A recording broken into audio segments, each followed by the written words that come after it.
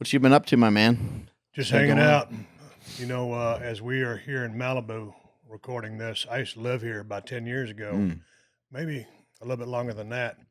And I moved out of here just because I'm not a beach guy. right. So, well, why the hell did you move here for?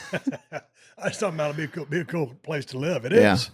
But man, back in the day, I was doing a lot of meetings. And man, if there's a rock slide, a mudslide, one of those guys on a Right. 10-speed bicycle gets hit, there's a big ass traffic jam. So that just pissed me off. So I moved back into town. But now I'm in Marina Del Rey. Mm, So same thing here. PCH gets smoked busy right. because of the traffic. Everybody going to the beach. Everybody's going to the beach in Venice. As you know, you've been training there at Yeah. Goals, getting ready for your contest. You look like $1,000,000. Thank you, But Marina sir. Del Rey, man, if it ain't nothing but the people going to the beach, it's the homeless people heckling you. So Yeah. I've just been staying busy, trying to mind my own business and get down the road. Yeah, I got yelled at yesterday. A guy told me it was going to fuck me up. For what? I was just turning, and then like he kind of hesitated, and then I went, and he threw his cigarette butt at me at the car. Really? He's like, "I'll fuck you up, this little crackhead." Yeah. there was an angry guy on the corner of Lincoln and Washington a couple of months back, and I was going to do something, and I said, "Man, let me fuck with this guy," because he was just ranting and raving by the bus stop. Right. And I said, "Hey, shut up!" He goes, "Fuck you!" And he just went off, and I just cruised through the green light. But I just had to rile him up a little bit because they walked probably down the helped him. sidewalks. And don't get me wrong, I'm not making fun of homeless people, but Right, this right. particular individual was very ornery and very mad. I guess he needed a fix. You used to live out here with DDP. You were mentioning earlier. No, I lived in Playa Vista with DDP. That's when I first came out to Los Angeles. And then I moved in with my wife in Venice. And then we came out to Malibu for 2 years. And then we said, "Hey, man, let's go back in." And so that's when we've been in Marina Del Rey. And then you had your place in Texas for a long time. Sold it. Sold it. Time to get out of there. You're It was from just- Texas, right? Oh, yeah. Well, I mean, man, born and raised, I still have property there. Yeah. And, man, I'll always be, from A the state of Texan. Texas. That's where my heart is. Right. Bought a place in Nevada, and we've been going back and forth. So Nevada is 1,100 miles closer. So, Right. that's a lot easier to do. And 90% of Nevada is public land. So you can ride damn near wherever you want to. And, I had 2,000 acres in South Texas, which is a big ass place, but it's basically riding Yeah. in a big rectangle. Right. Now I have access to, hundreds of thousands, if not millions of acres. And so I take advantage of that. Oh, that's awesome. My brother and I were on this mission. Part of the reason why I brought you here today is we're trying to get to the bottom of this mystery that's been bothering us for a long time. Is Mike O'Hearn natural or not? What is going on with this guy? Oh, he's I've been working out with him every morning. Is he stronger than you? We can start with that. Yeah, he is. And And he weighs about 40 more pounds than me. yeah, and he's probably about 3% body fat. Hmm. Yeah, Mike has, here's the thing, Mike has outstanding genetics. he does. And he does the work every single day. And I've known a lot of guys, and like I was messing with you guys down in the kitchen earlier. Like hunting season comes, it's time to drink and not lift as much. And margarita season Right. just happened, so hell, I just got off. I didn't know that was this. I didn't even know It this. is. I didn't It know. is. Not everybody knows, but I know. And you don't even need a license. My wife would but like I, to sound drinking that. margaritas for a couple Margarita months, but season. Mike O'Hearn, his attention to detail with his diet, with his training. Genetics is a big part of it, as you know, Yeah. from the powerlifting game to the bodybuilding game, to almost anything with an athletic endeavor or something as far as brains. If you're Yeah. smart, it's all about that, what you're bringing to the table. So he's bringing those good genetics to the table. He brings a strong work ethic, and he does the nutrition. He ain't 85% in, he's 100%, in as far as the nutrition goes. So dude is hard work, great genetics, and due diligence on everything, and his cardio. There's a lot of people that are, that feel like they're doing it full blast, but they're not really doing it to that level. When you were at the top of your game in pro wrestling, I mean, it was very clear you were the best in the world. I know there's you can always argue there's this guy and that guy, but for argument's sake, you were the best in the world. You were drawing the most money. You were the most successful, selling the most shirts and selling the places out and everything else. How were you able to stay on top of that game from a mental standpoint with all the travel? And you still got to lift. There's still got to be some sort of diet in place, right? Almost back then, I retired at 38, so that's still extremely young. Yeah. But you're so active, that time in the ring every single night is so intense, and you're doing cardio at the gym. And like, let's just say you're in the United States, it's just all one big loop. So you fly in somewhere, You know where all the gyms are. You know what your job is. Your job is to go entertain a bunch of people, but you need to look good or prepare yourself. So you know where all the gyms are. You do your cardio. You eat half-ass clean. Right. You can always eat clean at Waffle House, Denny's, IHOP, man. Any fast food place damn near you can eat clean at if you want to. Right. And then Egg whites, chicken breast type oh stuff. man, Yeah. and they'll steam your hash browns, chicken breast, all that stuff. So it really is easy to eat clean on the road if you're motivated to do so. And I was drinking a lot of calories of alcohol. That was my thing. You go back and look to certain parts of my career. You can look at my face and say, okay, this is when he was really on the whiskey. Or if I was really skinny, this is when he was really starving back in the USWA. I remember going to a show with my brother. I think it was maybe here at the Staples Center, and you and The Rock went at it. And as soon as you guys went off air, you guys were doing a whole nother thing, and it went on for like 40 minutes.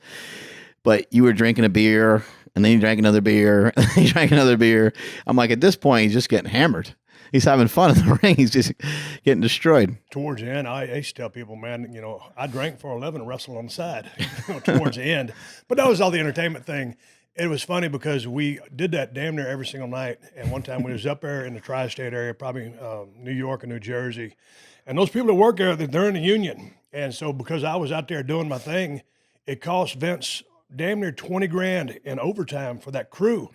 And so he told me about it the next day, and he goes, Steve, you cost me almost $20,000 last night by going over.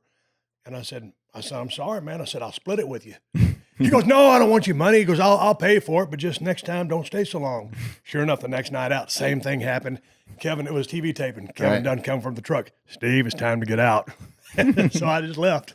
But it was a fun time. But yeah, man, entertaining people, drinking on the road and stuff like that. But we were so active, or I was so active back in the day, you could damn near get away with it.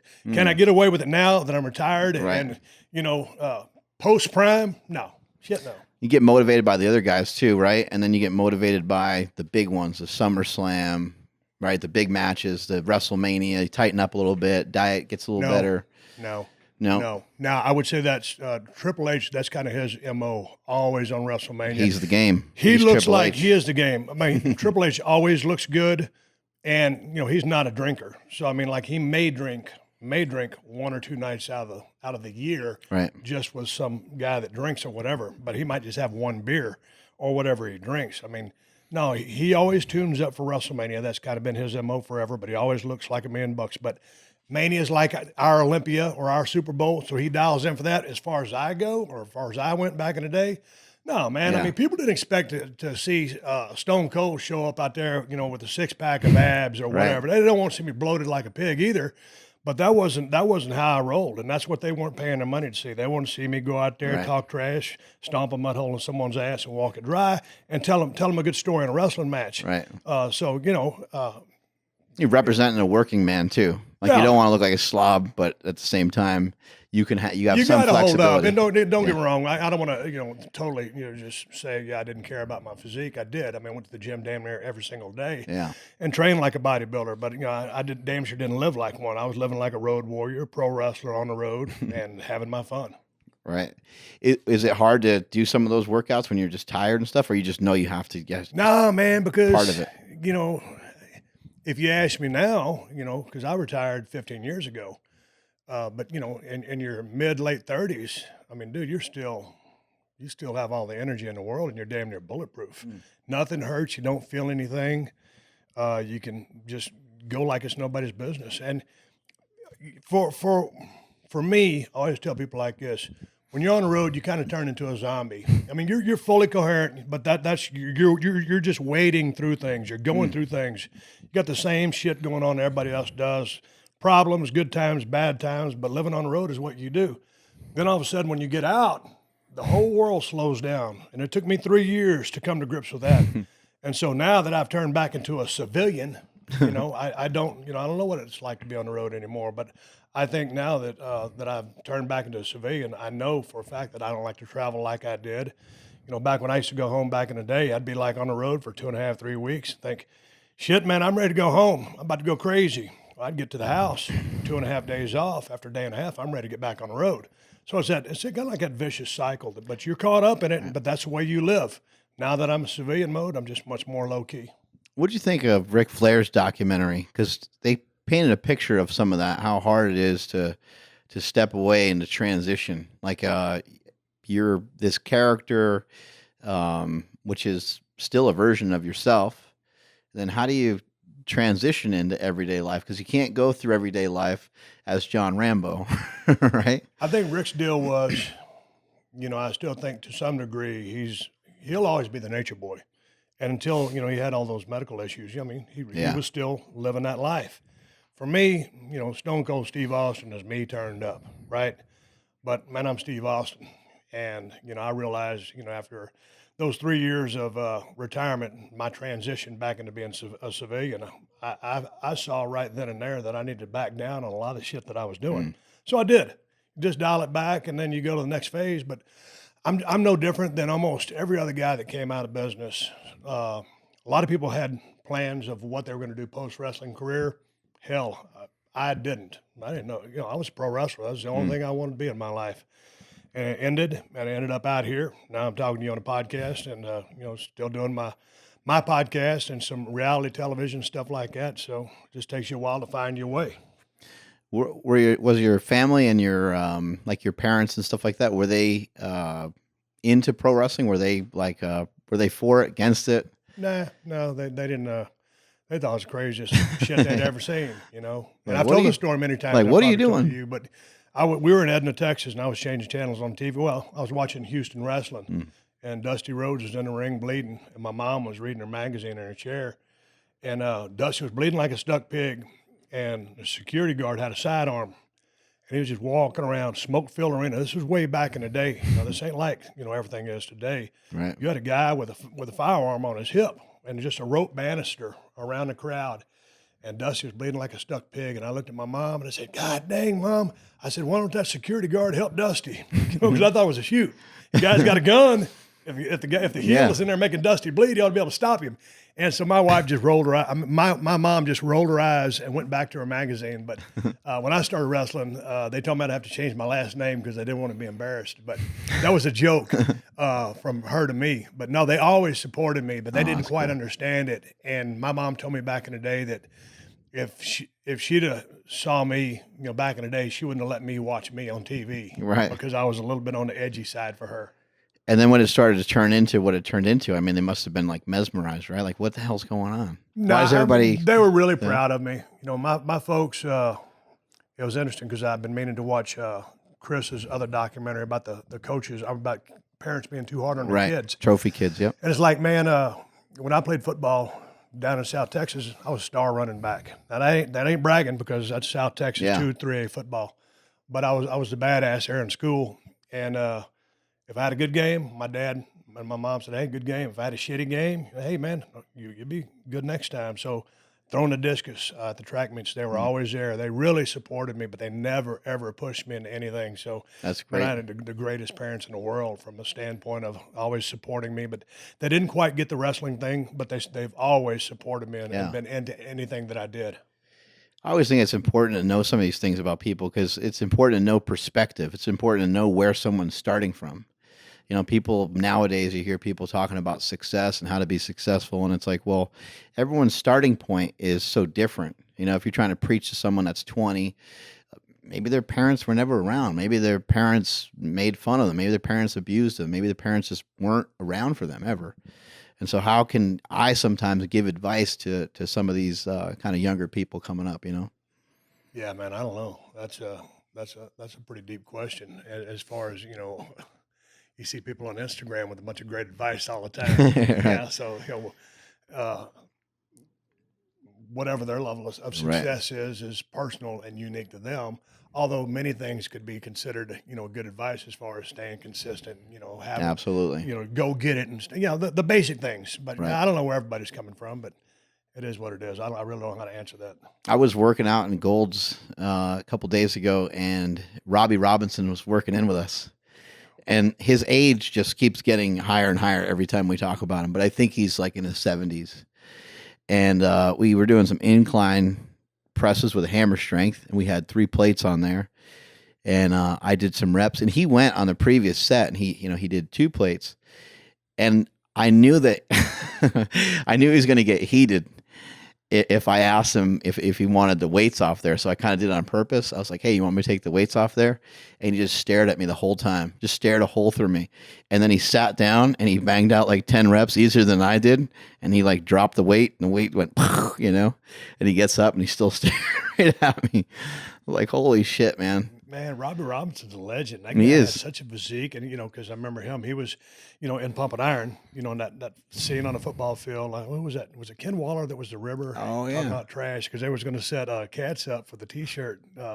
T-shirt and the crusher. But they were talking trash. They're throwing the football, and those are the classic. Those are, as Rick Grayson would say, the golden era of bodybuilding. Yeah. And all those guys had that kind of physique that wasn't so freaky and kind of just.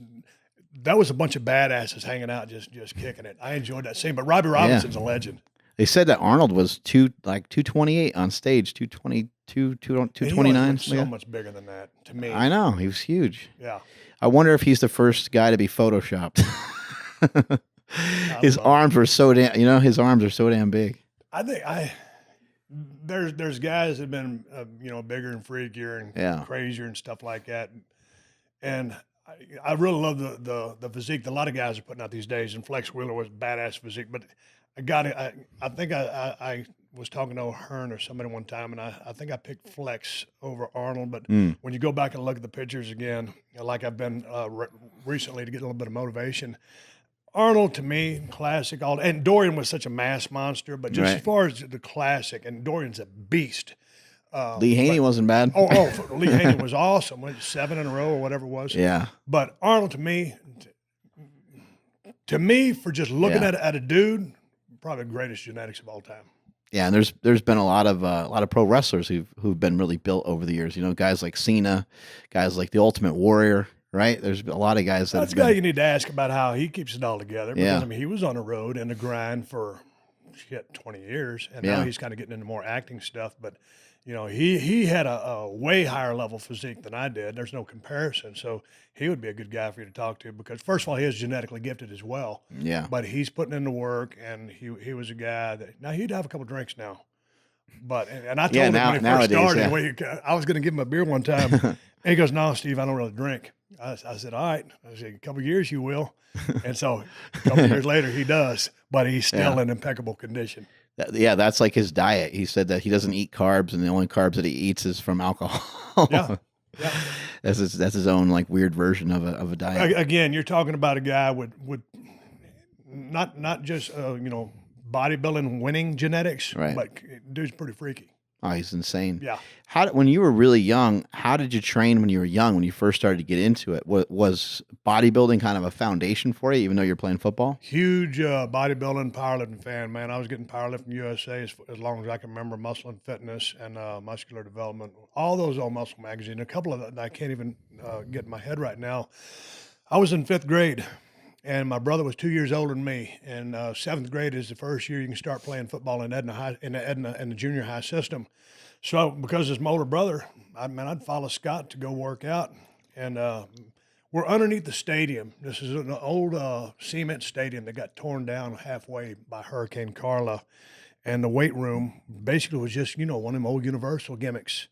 And one of the coaches says, "What are you doing here?" I said, "Oh, I'm Scott's brother." He goes, "You want to work out?" I said, "Yeah." Hell, I started working out with the 7th graders when I was in 5th grade. So that's when I officially started working out. And I was that guy when my dad poured a patio right outside our bedroom for his barbecue pit and all that other stuff. I had to cement and plastic weights with a 1-inch bar. And I'd be lifting weights and stuff like that. And I didn't even drink back then. And my younger brother, Kevin, was the biggest hell raiser in the family. Yeah. So he'd be out there with his buddies on the patio, and I'd be in bed trying to get some sleep so I could grow, right? And they'd be out there raising hell. I'd slide the window open. "Goddamn, shut up!" And so I could get my sleep. So man, I've always, like I said, I kind of took some time off because of margarita season. But I always feel better, when I'm training or I'm in the gym. Psychologically, I feel better and I'm in a better place. And when I'm eating good, but it goes back to 5th grade, just for football. Yeah. And like I said, I always trained like a bodybuilder, dude. I got shit genetic for bodybuilding. So, but that was the way I trained. What kind of weights were you moving around? Like I remember, like in your early wrestling career, I mean, you were built. Your legs were fucking jacked. Man, I never was a real big single guy because I was into reps because I could rep. And probably my best squat was not a heavyweight, but I squatted 455 for 30 deep. And that was just in a set, warming up with 315 and at 405. Then I stuck another quarter on the bar after 4 wheels. And so I was 30 deep and I racked it. And then my best bench press was a touch and go 440. And that was right after I finished North Texas State. And I was probably right before I got into the business of pro wrestling because I started wrestling when I was 24. So that was when I was 22 or 3. And deadlift, I remember bent over rowing, not with great form, but with 405 at Myotech Gym in Denton, Texas. And deadlift was not something that I really messed with, but those would be a couple of general numbers. But I've always been a rep guy and not really a maximum 1 rep guy. Bent over rows, military press behind the neck. Some of those old classic exercises were some of the best. And, nowadays, I was just at Gold's just now, and I was there with my buddy over here, Smokey. And as we were going through there's a lot of like quote unquote bro science going on, right? You hear that nowadays. People on YouTube are like, that's bro science. I'm like, man, all these guys that are in Gold's, these guys are jacked. And of course there's PEDs involved and whatever else you want to say is involved. But people just think that some of those old school things, that those rules don't still apply. And they still do. You go in the gym, you have consistency, you work your ass off, you do some of the basic movements that you can overload and stimulate your body with. The reason why a bench press is great is because you can handle more weight on it than like an overhead squat. Not that there's anything wrong with an overhead squat. It's a perfectly great exercise. But you're not going to be able to really build as much muscle mass with something like that. A deadlift is another good example. Remember back in the day, everybody used to shrug a shit ton of weight. And they used to cheat, and they'd use straps, and they'd wear a belt, and they'd move around like like they were doing like some funky chicken type thing. But just holding those heavy weights is important. I'm still trying to figure out why the behind the neck press fell out of favor. Everybody talking about rotators, rotator that. I have both mine rebuilt. Yeah. And so now I'm just strictly a military guy or dumbbells. But back in the day, that was one of the standard exercises you did as a compound movement. Behind the neck press. And nobody was military pressing back in the day. Right. They all are now. Why is that? Yeah, I don't know what the changes are. I just know. Are you still doing behind the neck presses? I recently started to do behind the neck presses and behind the neck pull downs. You're such a renegade. Charles Glass told me that I needed to do that, so that's what I've been doing. Charles Glass told you, that's all you need to know. Yeah, so that's what I've been on. But yeah, everyone's just like, oh, it hurts or it's bad for your neck, so you got to lean your neck forward. But what I'm learning with training with O'Hearn is and you learn a lot of this in wrestling too. You can push yourself a lot further than you think. And if you're along for the ride with somebody who's great at it, it makes it that much easier. Man, I 100% agree with you. I've been training by myself for many years now, but my old training partner, Dan, we used to train at World Gym. And man, we just push each other to the brink and, just getting that extra rep and not a plug, but I mean, if I want extra reps on a bench, I'll put on a slingshot or whatever, and that's the only assistance I can get. I just can't hook a band onto each end of the barbell. So, man, having a training partner, I wish I could find someone that was either is kind of low key like me or out there as me or whatever. That okay, man, we're going to train together. Right. I don't want to go back to goals. I like kind of doing my own thing, but yeah, pushing yourself. And it's funny, and talking about the behind the neck press, it's back in vogue with you. The sit-up. The sit-up just became a bastard. You can't do it. It works. Don't do a sit-up. It's working everything but your damn abs. Arbitrarily, someone decided that, so a sit-up is out of the equation. It's bad for your back. Yeah, bad for your back, or it's getting what all this bullshit down here. Yeah, the hip flexors, Yeah, your hip flexors. So I'm not buying that, but these days I'm doing crunches. I appreciate the bodybuilding advice you gave me yesterday. Thank you. The cheat day. That blew right up.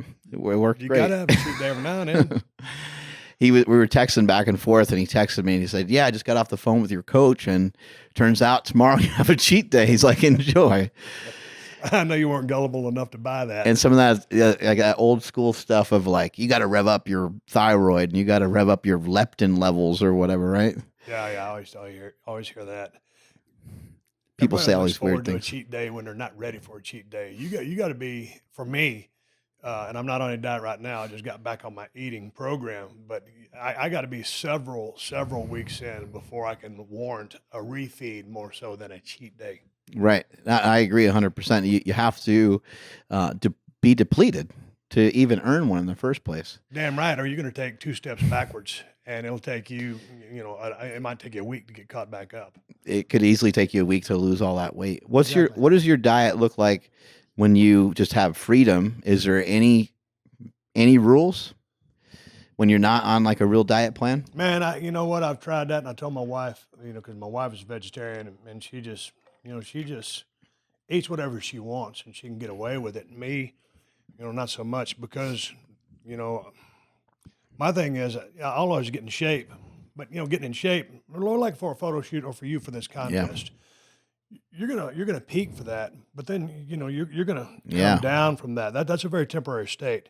So but your come down. I mean, do you want to go back to 280 or whatever? I mean, Right. so let's just say, if just say you go back to 240, so that's going to be a certain level of eating. Right. And so if I'm just left to my own devices, because I'm such a counter and I'm such a huge numbers guy, still to this day, even though I'm kind of not really training for anything, as long as I'm weighing my meat, 6 or 8 ounces, I know Okay. exactly how much protein is in everything. My carbs, it's going to be 100 to 140 a day, and then my fat's going to be somewhere around anywhere from 60 to 110. But that's just me left to my own devices, that will keep me in the ballpark. Now, if I throw in the extracurricular stuff like the margaritas, then you can toss everything out the window because, when you're starting to do that on a daily basis, Right. I'm living proof. You're gonna look like shit when you come out of the other side of it. And when you do that, that's when it's hard to make the correct choices too, right? Once you had a couple drinks, Oh, dude. you're gonna eat whatever you want. We were in almost. Nevada. My wife had some Butterfingers, and I was just in there rifling through the drawers, and I found those Butterfingers. Well, hell, I had to add peanut butter to them out of, because I peanut butter in my protein shakes for some fat. Shit, fat in a protein shake is one thing if you're just trying to get 2 tablespoons out of it. But when you got a whole jar in front of you, you got a bag of those little ass Butterfingers. You're probably ringing up 2,000 calories on top of a bunch of alcohol with Yeah. sugar. So everything's on a hold pattern Right. while your body gets rid of the alcohol and you look like shit. Your body weight is still down though from years ago. I think when we first started to have some conversations about messing around some keto diet and stuff. What do you weigh now? Man, right now, this morning, I probably clocked in about 258, which is down from about 264, just coming off those margaritas. Mm-hmm. But, my weight is deceptive, but just because my shoulder girdle, upper chest, I don't really hold a lot of muscle there. Mine's all in my ass, my legs. Yeah. And I'm not even squatting, but I'm just leg heavy and ass heavy more so than anything else. So I think I was talking to a dude the other day. He guessed me at 225. He goes, "What do you weigh, 225?" I said, "No, man." I said, "I'm about 260. So, I'm kind of like almost like an ectomorph meets an endomorph. Yeah, weird. You're not in that Royal Rumble mode anymore. You don't need to build up that base that you were talking about in that. Low center of gravity, Mark. If you go in and about to roll, I mean, I can't train you for a bodybuilding event, but I could train you to be very successful in a Royal Rumble. The Royal Rumble. Yeah, throw everybody over the top rope and just eat a lot of junk food and drink a lot of alcohol. I gotta say that's my favorite promo of all time because of the leg presses in there, the leg extension, the bench press, the squat, all that. Was that when I re-entered myself on the next year? Because I said that I was going to win that one, and that I promo- think so. The only reason I come up The with that year promo- before, maybe Vince won. Yeah, I think so. But the reason I came up with that promo was because I told everybody I was going to win, and so if you tell somebody you're going to do something, you don't do it. You need to have a damn good excuse. So I went on the entertainment side of it and entered myself into next year's Royal Yeah. Rumble, and that was my training protocol. And so it's like everybody said, we don't give a shit if you won or lost. The promo was so good that, we like him again. Yeah, that was kind of aimed at Triple H too, right? You were No, talking I about- wouldn't. It definitely wasn't aimed at anybody. That was for me, by me, okay. for me. Yeah, there you go. How'd you come up with a lot of this stuff? Just on the road, just driving? I mean, like even like the what gimmick and some of these different things that happen. Like, Well, the what thing just happened when I called Christian and he didn't answer his phone with the voicemail. I just started kind of just leaving this rambling, there, what low key kind of thing? voice message. And I kept saying what, and that's when I knew I had something. But most of the time, I would ride down the road, and when you first get in the wrestling business, and for a while, as you gotta just jump in a van or a car with a bunch of guys because ain't nobody making no money. You're starving. Right. But finally, when you get a chance to make a little bit of money, you start traveling by yourself. I'd be riding down the road solo, having a beer or whatever, and I'd see a billboard or something, some words on a billboard. I'd listen to a song and hear a phrase or some lyrics. I always had my fanny pack back in, all my credit cards, receipts, bullshit, but I had a pen and a paper in there. Anytime I saw something good on a billboard, heard a good song, heard a lyric, come up with a phrase, because, a lot of times when you're with a group of guys, you're booking the territory. When you're by yourself, you're just thinking of shit to get you more over. So you kind of get these creative spurts, because I know you're a guy that likes to think a lot and think about your next big thing like a slingshot or whatever. But that's what I would do, just brainstorm in that car and come up with shit and always write it down, because I'd forget it if I didn't. That was my MO. Yeah. That's always a tough thing, because you're like, oh, I'll remember, and you always forget. And dude, you wake up the next morning, you're kicking yourself in the ass. It's like, how could I forget this? This was such a good idea, and I knew I couldn't forget it, and I just woke up and I forgot it. The other thing that helps too when you write it down is sometimes the next day when you look at it, you're like, that's not such a good idea. And true, that can happen, man. But I tell all these kids on the road, I tell anybody that's doing anything, man. It just, especially in the business of pro wrestling, or with respect to keeping track of what you're doing as far as your lifts or goals or whatever, man, have a daily journal. If I would have had a daily journal when I wrote with Jim Ross and Dennis Brent, The Stone Cold Truth, I barely participated in that book. It was what it was. But had I wrote, like, hey man, we was in Nassau Coliseum, then we was in the Garden, okay? We're in Cleveland. Here's the house. Here's who I worked with. Here's what we did for the finish. I mean, hell, if I'd have to write a book if I just wrote down 3 sentences. Right. Or flat tire in, North Dakota. I always recommend to everybody these days to write what you're doing down. And as far as learning the business, you can learn the mechanics of the business, as you know, the psychology of the business, but you got to learn the business of the business. Dollars and cents, based on what that house is, where you were on the card, how much you got paid. In 2-3 years, if you've advanced, as you should, you need to be making more money. We've all said, hey man, we're getting paid to do this. I do it for free. Sounds good in theory, but bottom line is you're trying to make as much as you can. So if you write down all the paydays, where you were on the card, how much was in the house, therefore, when you go to renegotiate your next deal, you have some solid ground to stand on as far as knowing how the formula works. Right. That kind of shit. Some of the guys don't even know that they're going to owe a lot of taxes. They move up a bracket or two, like they never had any money, and now they do stuff for a video game, or they do stuff for this or that, and they get these nice checks, and they're not factoring it in. My dad does accounting. He does taxes for a lot of the pro wrestlers still. And, he has to kind of coach these guys kind of out of some of these bad situations, because like you said, they don't know the business side of the business. Well, I mean, the exact same thing happened to me, and that's why I talk about it. I wrote about it in my book. One of my wives back in Atlanta, was handling, all the financial stuff. And I was like, hey man, shit, I'm a wrestler. I'm just going to go, I'm I'll not go worried make the about money. You take care of it. She's like, all of a sudden, okay. man, I get a damn letter from IRS, and I owe a shitload of money. I look at that, and I call somebody, and they said, man, you need to file for bankruptcy. I said, well, I ain't going to do that, because then your credit's dead for 7 years and all this shit and that and that. And I said, wow. At the end of the day, I said, I'm going to make this right. And it wasn't my fault. I didn't try to cheat anybody, but it's my responsibility, because it's my shit. Yeah, you can't pass it off. So, I had my head in the sand. I pulled my head out of the sand, and, luckily I hooked up with WWF my first year and didn't make shit. And then we started making some money, and I wrote those summits as a check. I wasn't trying to do nothing wrong in the first place, and I paid those motherfuckers back. And I always stay on top of my shit these days, because it doesn't matter whether you're wrestling, you're bodybuilding, or all of a sudden you're in the NFL or NBA or whatever. You're going from nothing and finally make some money. You need to learn how to manage your money. Making is one thing. Managing it and making it grow and work for you is a whole different ballgame. Yeah. Yeah, so man, it's the basics. And if you don't know how to invest, just leave the shit in the bank, where you're going to get 0.2%, interest on it.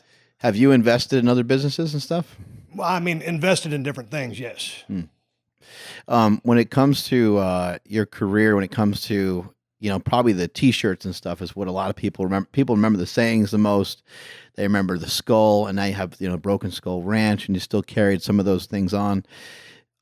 What did that look like? You said you had all these years where you didn't make money, where you're really struggling. And I've read before and seen before. I think you even told me before that you just ate like potatoes every day for like a long ass time because you just didn't have money for anything else. What was it like to see some of these checks coming in? Did it just like blow your mind, or was it such a progression to where it wasn't that big of a deal, or do you not care about money? No, I definitely care about money because I've been Yeah, everywhere that you can be, and I ain't the richest guy in the room or on Malibu or in the world. But growing up, we were very middle class. Never had too much money. We always made ends meet. But finally, after paying my dues and finally getting up to WWF, and back in the day, as a ringmaster, things weren't that great, and then we started really going good, and so things started coming up. To answer one part of your question, and so things started trending up, and so I was able to, okay, here's what's happening, and then things really started going crazy, and Vince came to me one day, and he brought me my royalty check, and normally they'd mail them to your house. He goes, Steve, he goes, I wanted to hand this to you because I've never seen anything like this before, and nobody's ever done this. And he handed me the check, and I looked at it. I looked back at Vince. I said, God damn.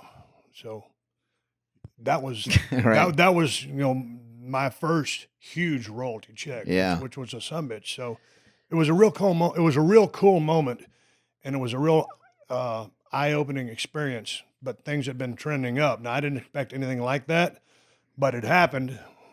And you just always keep things in perspective, and always realize that you right. got to save your goddamn money. I find that extremely motivating. Because you weren't even thinking about it. Mm. Like that's really cool. Like the work was being done, but you weren't like, hey, like, dude, where's my? It just happened because your head was down. You were plowing forward. You were working towards it the whole time. And then it wasn't until Vince said, hey, like, check this out. Yeah, it was really cool, and I think I still have that pay stub or whatever. Oh, 'Cause nice. I cashed the check obviously, but I That's think I still have the receipt for it. And I was gonna get it framed and put it in kayfabe spot, just for me. right. And like I said, it's motivation. Or you know what? After no one thought, and this is a personal thing, no, after no one thought that I would ever be shit in the business, to get that, and Right. that's like, yeah, you can't never put a limit on me. If I right. want to do something, I'm going to do it, and that message goes true to anybody. If you want something bad enough and you work your ass off for it, you can do it. Any idea of the number of shirts that you sold? Nah, I Because ain't I got no remember idea. that was just, Nah. We used to get an itemized account back in yeah, the day, quarterly stuff like that. But I mean, if I was going right. to give you a total number, I'd be pulling something out of my ass. You'd be totally making it up. Yeah. What's the diet that you're transitioning into now? Because you mentioned that you were just kind of on this margarita kick for a while, and so what's the plan right now? Man, right now, just it's Carnivore, funny. keto. There's a lot of That's options great. I'm out glad you there. brought that up. Sean Baker came by the house a couple weeks ago. Real interesting guy, super knowledgeable. Big son of a bitch. Yeah, he is Strong, raw bone powerful. big. He's just obviously hell on a Concept 2 rower. But anyway, so Insane. he's not a normal human being. Dude's pretty genetically gifted because if he's Absolutely. pulling 775 back in the day, 705 about 10 years ago or 8 years ago, and now he was messing around. I think he did 10 reps with 500 or whatever. Not dude's so, and he's built for the deadlift. He's tall, but he's got the long arms. But anyway, talking to Sean Baker, we were talking about the carnivore diet. And I said, man, I'm gonna give this a try. It sounded crazy as hell, sounded Right. extreme as hell, and it is. But I figured, okay, you take out all the variables, you're dealing with the protein and fat source, Yeah. which is red meat, and no carbs in it. So I figured, okay, I'll give it a shot. And here's the thing about Sean: when he does a carnivore diet, he doesn't like vegetables. Okay, Right. to begin with, he doesn't like them. He doesn't care for them. Maybe put it that way. Me, I like vegetables, and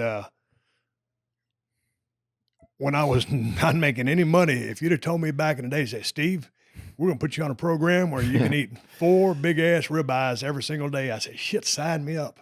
Right. I've been happy as a clam. All of a sudden, you try it, and I got 2.5 days, like I was telling your brother Chris, because I think he's still on it. Yeah. I did my teeth got sore. You know, I like red meat, Right. but I probably eat for a shoot, maybe 10 steaks a year. You know, I mean, hamburger patties and stuff like that. There's other forms of meat out there. A lot of chicken breasts, some chicken thighs, but I just don't eat a shit pile of steaks. And all of a sudden, you're talking about 4 pounds a day. Dude, it made my teeth hurt. So I went belly up and said, Uncle, what I'm doing right now is in the vein of 300 to 330 grams of carbs. Like I said, 3 to 330 on protein, 100 to 140 carbs, and 60 to 110 fat. And whatever you want to add that up to, it's basically going to come up to right at 2,800 calories. Yeah. That's actually the same diet that I'm on right now, doing this bodybuilding show. And I shifted from, you know, being on almost 300 grams of fat. Like the amount of fat I was taking in for a little while. Now that was only for a short period of time because I went into like a really, really deep ketogenic diet for just about 3 weeks. But even prior to that, I would say that my fat was probably over 200 all the time anyway. But what was your protein at if your fat was at 300? Protein was probably around the same or a little less. You know, depending on the day. That's not even classic standard keto. I mean, that's almost right. It's not even modified keto because when it was 300, when the fat was 300, I would say that the protein was like I said, it was extreme. The protein might have been almost half. It might have been almost half. Okay, then that would have been standard keto. Yeah. Okay, man, I did that for a while, and then you know, I was eating Jimmy Dean sausage, bacon. Right. You know, I was making my fat bombs. And people, when they tell you get on a standard keto diet, and don't worry about weighing everything. You know, you can't out-eat that diet. Bullshit. Yeah, you certainly can. I can learn a couple tricks of the trade real quick and out-eat that diet. But I didn't like standard keto so much. And then that's when I hooked up with Palumbo, and we did modified keto. Right. And my macros were right at 340 grams of protein, 150 fat, and under 25 net.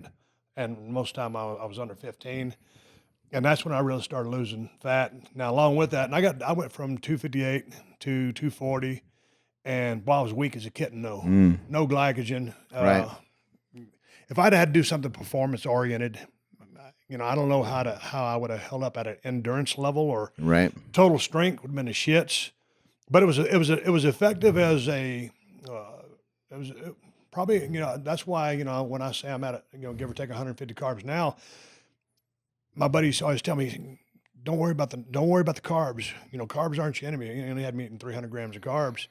And I just don't feel like I handle carbs that great. But when I go all the way off of them, you know, I don't do great with that either. But as a weight loss mechanism, it certainly is, it certainly is effective at doing that.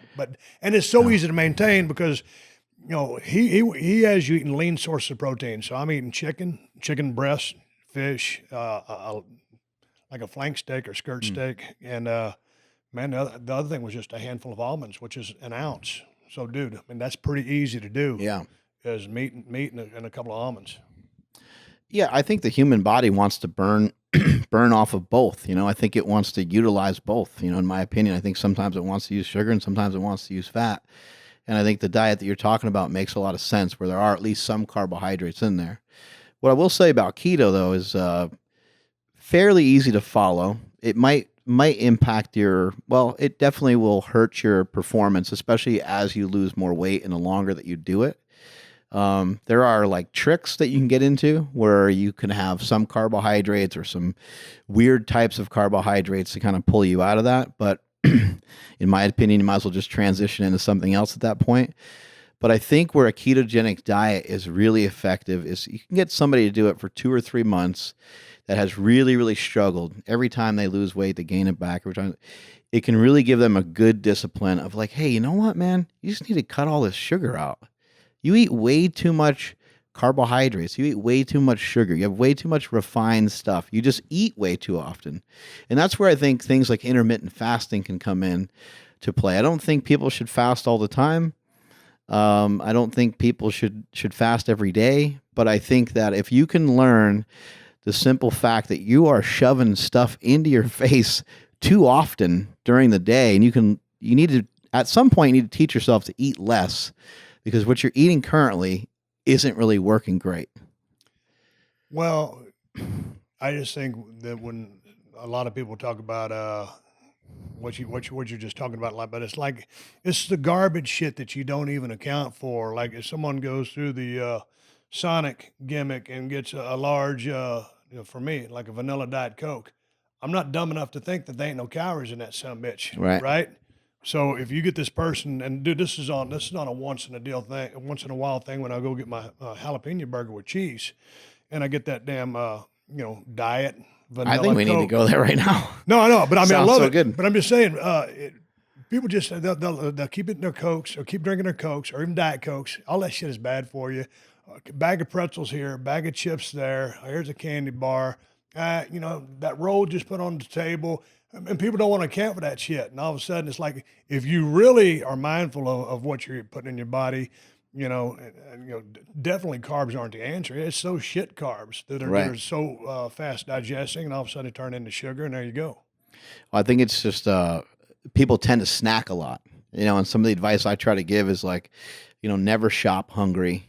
Because if you shop and you're really hungry, like you're almost delirious, you got done with a workout, and your glucose is low, your blood sugar is a little low, it's going to be tough to make the correct choices. Well, that's 100% shooting, man. I've gone to the store hungry, and you buy all the dumbest shit. I mean, because it sounds good at the time, and all of a sudden Yeah. you get a meal in your stomach, and okay, what the fuck am I going to do with this? Well, I bought it. I'm going to eat it. Yeah. Or if you go on a bender, you're going to eat it because you ain't got no willpower. And it's hard to do this as well, but you try, when you're eating, try to be like mindful of what it is you're eating. Try to actually kind of sit there with your food and enjoy your food, rather than like you're watching TV or you're halfway on your phone. I think, again, some of these things, it's like a ritual. Every time you go to the movie, you have to have your popcorn and you have to have your diet soda or even a regular soda. You don't really have to. You just lost track of like what's going on. You don't have to. You want to. And so I think at some point, if you can, again, going back to a ketogenic diet, I think that's where that discipline comes into play. Because what the hell are you going to eat at the movie theater when you're on a ketogenic diet? You got to bring in your own jerky or something like that, which takes a little bit more of a step, but it's teaching you the correct step towards some of the goals that you may have. Yeah, but you know what? Going back to what you're talking about with intermittent fasting, it's like at the end of the day, all that is, whether you got this eating window of opportunity is 2 hours or it's 4 hours or whatever you've destined it to be, because you've done a lot of this. But dude, Yeah. at the end of the day, it's about being accountable for what you're putting in your system, because Right. it's calories in and calories out is what I believe. So, and people get all, you're a pretty genetically gifted guy. When to me, when everybody just starts saying, yeah, intermittent fasting's a key, horse shit. It's whatever you put in your system on a 24-hour Yeah. day. It's what you put in and out of your system, right? No, I agree with I that. mean, that's what I believe. I agree with that 100%. And everybody that I've communicated with, my brother and I are working on a movie right now, a nutrition movie right now. And there have been some guys who are like, oh, I don't really care about calories. But when you pin them down and you say, hey, listen, calories still matter, they say, oh, absolutely, they still matter.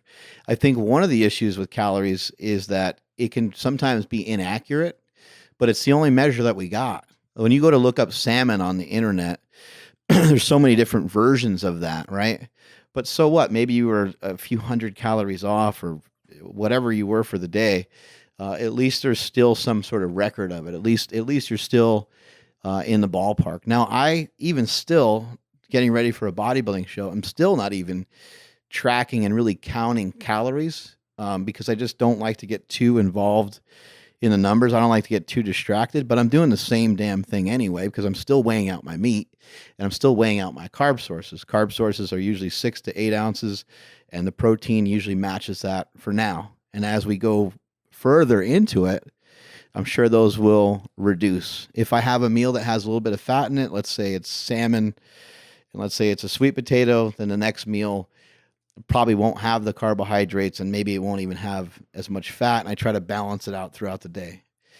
But you're 100% right. It's a lot of give and take on those calories. And I ain't gonna sit here and shit all over intermittent fasting because many people have used it as a tool to But it doesn't allow you lose to weight. It doesn't allow you to eat more. It doesn't allow you to eat more. Everything, whether you go keto, whether you go, 33% protein, 33% carbs, 33% fat, whatever you do, whatever is the vehicle or method with which you choose, it's just a means to an end. And intermittent fasting, okay, I'm gonna get all my calories in here and I'm gonna go empty for a while. And okay, if your body, responds to that, then good. But to me, at the end of the day, we all use things that are going to help us mentally to accomplish the task at hand. So whether it's intermittent fasting or carb backloading or whatever the hell it is, it's just a means to an end. But at the end of the day, dude, it's how many calories have you taken in? And that's part of the reason why, for a long time, especially coming down from 330 pounds, why the ketogenic diet worked for me is because I was able to stabilize. I was able to make a little bit more sense of how much food I was taking in. Whereas if if someone says, hey, back then, if they said you could have some carbs, the rice turned into pizza, and it turned into ice cream and everything else you can think of. Right. Butterfingers dipped in peanut butter. Yeah. Which sounds fantastic, by the way. On another cycle of a different diet, that might sound good to me, but right now it doesn't. Yeah. Yeah. You're focused in pretty good now? Yeah, I'm good. I'm good. Yeah. As soon as I make up my mind to do something, then I'm good. But it's kind of like being half in, half out. It was like I said, I took off for about maybe 2 months from the gym. And so when you start getting back in the gym, it's just like, because to me, I got to get that momentum going again. You've been doing this stuff since you were 12. And how old are you now? Great. Yeah. So it's getting back into the routine. And so now that I'm back in the routine, now everything's easy. It's just cruise control. You've been doing it for decades, so it makes sense to pull stuff out every once in a while, right? Absolutely. And obviously, like if you're trying to be mindful of your body composition, and the only X factor out of everything that is factored, the only X factor thing is alcohol. Hey man, I'm not getting the results I want. Dude, pull that X factor out, because that's the thing that you don't have no, okay, let's say I'm drinking 4 margaritas. I am on a diet, but I'm drinking 4 margaritas. Well, you're dumber than shit, because you ain't gonna lose no weight drinking them, 4 margaritas. So take that out, and you'll start doing well. What's your favorite thing to do nowadays? I see a lot of times I see pictures of your like 4-wheelers and your dog and a lot of stuff like that. What's some of your favorite things that you love to do today?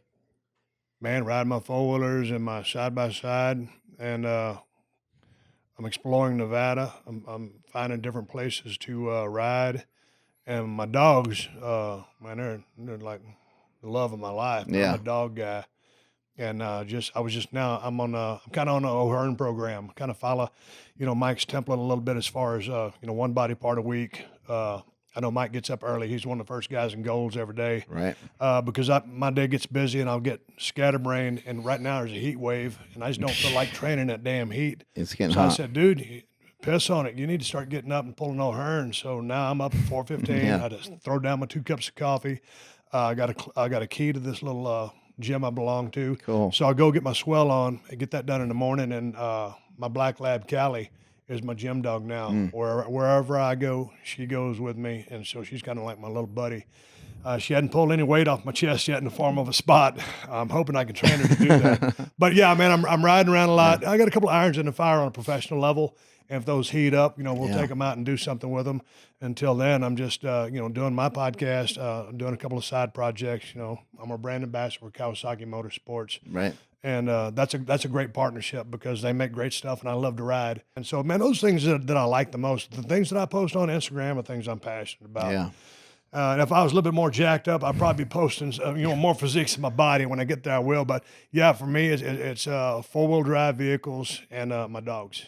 What about movies? Like you see a lot of guys transition into movies. Nah. Maybe if the right thing came along. Yeah, if the right thing came along, it'd really have to be the right thing. I ain't flying overseas to film nothing. I don't want to go nowhere to make nothing. I'm kind of done traveling, and I don't mean to say that as a blanket statement, but if you said, okay, Steve, you can make this by remembering 130 pages of dialogue, It'd really have to be worth memorizing 130 pages, Doc. Now, all those 130 Right. pages ain't gonna be mine. You know that, Right, and I right. know that, but I'm just making a point.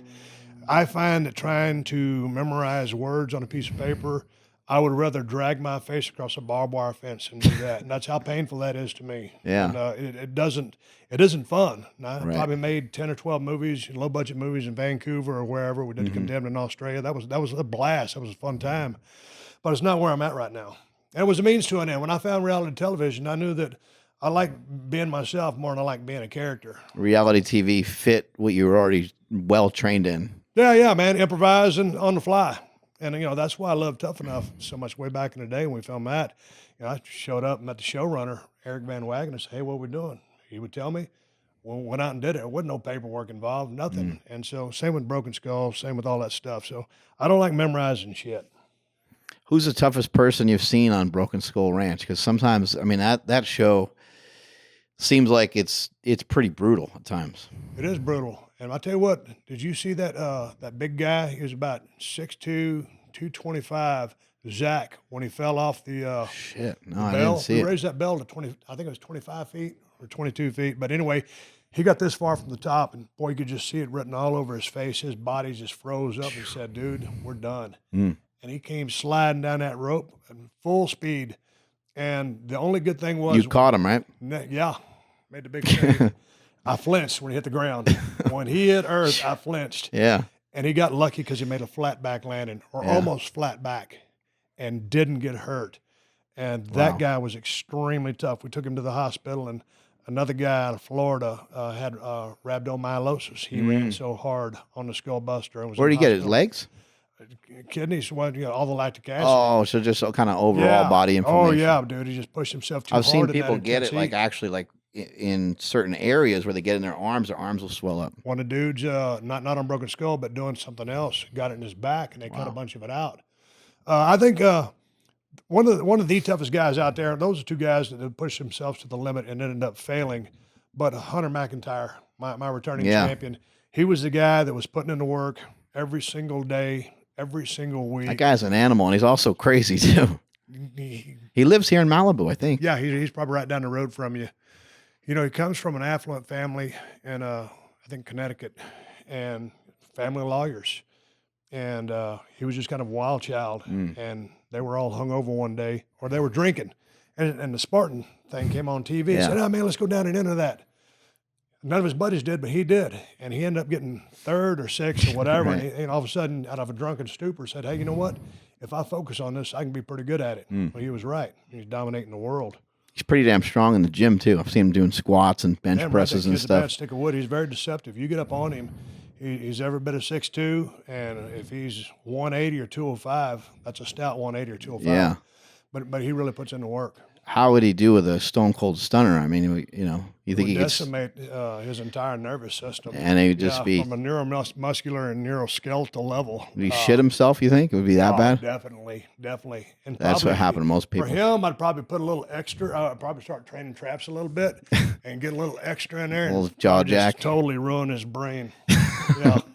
Scrambling A for life. neurological overload. No, I mean, but he's a good kid, and I Yeah. say that respectfully to him. How you liking doing your podcast? Seems like you enjoy that a lot. Yeah, man, same old, same old. I got a chance to talk to a guy the other day, Joey Janela, and the kid's 29 years old. He started wrestling when he was 15, and he never had any formal training. And he lied to the promoters, said, yeah, I've been training, and yeah, I'm good. And they give him 15 tickets to sell. If he could sell the 15 tickets, they let him wrestle. Well, he sold 3 tickets, but they still let him wrestle without any training. And so he was a big fan of Hogan, Warrior, myself, Terry Funk, Cactus Jack, people like that. But he really fell in love with the deathmatch style of pro wrestling, really popular over in Japan. And, obviously the hardcore stuff with ECW, he was very enamored with. And he took some of the most insane bumps. He's a kid. He's only 29 years old. He's been working 12 years. And he came by the house the other day. So it was really interesting getting to, because I've talked to so many guys that are from pro wrestling who are doing regular pro wrestling. Right. This guy was interesting to talk to at a whole different level because he was coming from that deathmatch standpoint. And it's kind of hard to wrap your head around the motivation that goes into a cat like that taking all these super risky, crazy, insane bumps. and coming out unscathed. So it's a very calculated risk. Yeah, that kind of stuff seems it seems crazy. What do you think you're most proud of when it comes to all the different things that you've done? Shit, I don't know. I don't know. I'm glad I found my wife. I'm glad I got 2 dogs. Yeah. And a pickup truck. How long you been with your wife? We've been together since I came to LA. Well, I lived with Paige for a year, and then I started living with her. I think we've been together 14 years. I think we've been married 9. Got married on December. Here's a funny thing. I just got finished filming this low budget movie, and we decided we was going to get married. And so it was on December 21st when I came back from Vancouver. Where'd you meet her at? World Gym. Oh, there you Lincoln, go. Washington. Yeah, it's a Firestone Walker Brewery right now. Yeah, I met her in the gym. She's a special education teacher at John Adams Middle School. And she knew my training partner, Dan. Me and Dan would just push it to the brink like we were talking about. And one of her kids brought a WWE calendar to the classroom. My wife never watched pro wrestling. So she put it up and flipped the month over, and there I was. And she came to the gym one day, she goes, Dan, isn't that Stone Cold guy? And he goes, yeah. And she said, you think he'd read to my kids? I don't know, go ask him. Anyway, I read to her kids. Yeah. Took her to a Lost Lonely Boys concert. She moved awesome. in about 2 days later. We've been together ever since. Oh. And so, but when I came home, this is an ongoing rib. We didn't want no big wedding. I've had a couple of those, right? Didn't end very well. My wife's not into shit like that. We wanted to do it and get married and just maintain our privacy. So she calls marriagetogo.com. Lady comes over to the house. I come in. Off the Vancouver flight is 2.5 hours to LA and drinking screwdrivers. And so she still thinks that I was buzzed up so hard that I don't even remember getting married, which is bullshit. That's her rib on me. But it's funny because we were standing there right in the fireplace of our house. And it's me and Kristen standing in front of the fireplace. The lady is the pastor. And we have our dogs are Brio, who's a male lab mix, Shona, a black lab, and Hershey, the wonder dog, my prized chocolate lab. And Hershey was a big ribber, and she always liked to steal stuff, whether it's tennis shoes or whatever. And the lady had this bell with a wooden handle on it, and she rang the bell a couple of times to start the ceremony, and she put it on a table. And as soon as she put it by the table, Hershey just sidled by, picked it up in her mouth, and started walking around. So, then you got to make a big deal out of Hershey. And this is right during our wedding ceremony, right? So it was just one of the fun memories. We had to put Hershey down this past year, the first day we were filming Broken Skull Challenge, and it was heartbreaking for me. So she's no longer with us, but that's one of my fondest memories. Yeah, of Hershey. But what I'm most proud of, hell, I don't have any idea. Like I said, I'm happy that I'm married to my wife, who's my soulmate, and happy that I got a couple of dogs and my trucks and my 4-wheel drive stuff, and I love to hunt. But just I'm proud of the fact that, my parents, raised me. I made a lot of fuck ups in my life, certainly made my share of mistakes, but I'm proud of the person that I am, that my parents raised, that my wife makes better. Do the belts mean a whole lot to you? Yeah, man, absolutely they do. Now, I mean, that actually, wrestling, it's scripted or whatever, right? Like people will say whatever they want about it, but that actually means something to have a belt. Oh yeah, man. Mine ain't on display. I mean, they ain't shit in my house that you can tell even a wrestler lives there. But if you go out to my safe in my garage, I got 2 big ass Fort Knox safes, and there's a pile of belts in one of them, and there's a pile of ammo and guns and a leather vest. Don't fuck with me. Yeah. 316. All my vests are in the closet. I gave a couple away to a couple of kids at some hospitals, and the belts are very important to me because that's a sign or a symbol of the major organization. Whether it was USWA or WCW or particularly WWF, it says, hey man, we're betting the whole kit and caboodle on you, and you put up or shut up, and so you try to put up, right? And so I'm very proud of those belts, and they mean a lot to me. But I ain't no mark, and not a ton of wrestling memorabilia around or anything like that. No, but I mean I do have some stuff, and it just means something to me knowing that I got it, because that's where I come from. Pro wrestling will always be my background. And it was always a love of my life and a passion. I got a chance to follow it from being 7 or 8 years of age and all through high school. When I started growing my long blonde hair out, people would say, man, you ought to get into pro wrestling. You ought to get into pro wrestling. Yeah, man, I'm going to. Well, finally, you know, I saw a commercial on TV in Dallas, Texas when I was working at a freight dock, and I said, that's how I'm going to get in. Well, anyway, here I am sitting with you. So, yeah, I'm proud of it, man. I love pro wrestling. I still do. I love all the guys and girls out there still trying to figure it out and draw houses. It's where's the $1 million belt? You have one of those still? Now, the $1 million belt was a piece of shit. Oh, don't tell me that. No, I mean from a standpoint of badass belt. And Ted DiBiase got that belt over. And Ted DiBiase is one of my favorite pro wrestlers because that guy can work his ass off and he can talk a blue streak. So when I got the call from Vince that I was going to be the $1 million champion and Ted DiBiase was going to be my manager, that's great. Yeah. But, I wasn't sold on the ringmaster, but I was honored to have that belt. When I say it was a piece of shit, I mean it like this, and Ted would back me up on this. If you were walking to the ring trying to wear that thing, it would come unsnapped and fall on the floor. If you were trying to shove it in the ring, a dollar sign was going to fall off. It was always in disarray or in some state of destruction. So it just wasn't in one piece very well. Other than that, it was a magnificent belt that someone took a lot of time and care and hard work to make. And so the fact that I got to carry it for a little while was a true honor. But from a standpoint of just carrying that summits around, it was a pain in the ass. Awesome, man. Strength is never a weakness. Weakness is never a strength. And we're out of here. Thank you so much. Damn right.